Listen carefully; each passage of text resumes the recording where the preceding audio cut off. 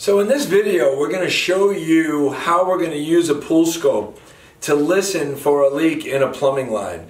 We have a very old pool. It's an antiquated pool. We have those old in-deck valves. So if a customer wants to turn on the spa, they have to lift the cover on the deck.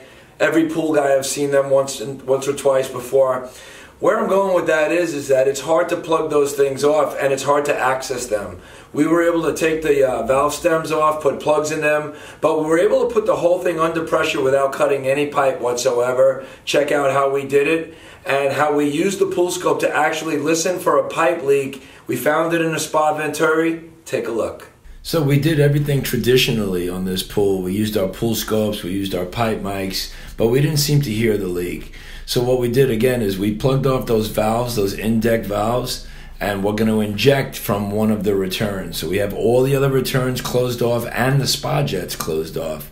And now what we're doing is we're listening through the pool shell while the plumbing is under pressure.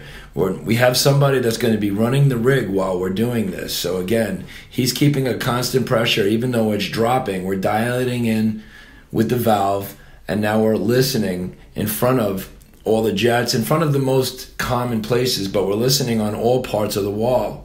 We're hearing our leak over in this spot. It's really loud, but we're going to still walk the rest to make sure that we don't have any other leaks.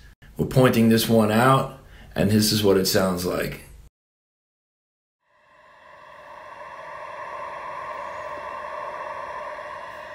So as you can see, it's hard to plug up everything. Sometimes you can't get eyeballs out. Sometimes it's hard to cut pipe and repair them where it is. In this case, we showed you an example how we're able to listen to a pool's plumbing with a PoolScope without cutting everything up. For more videos, check out our YouTube channel and visit www.LeakTronics.com for more information.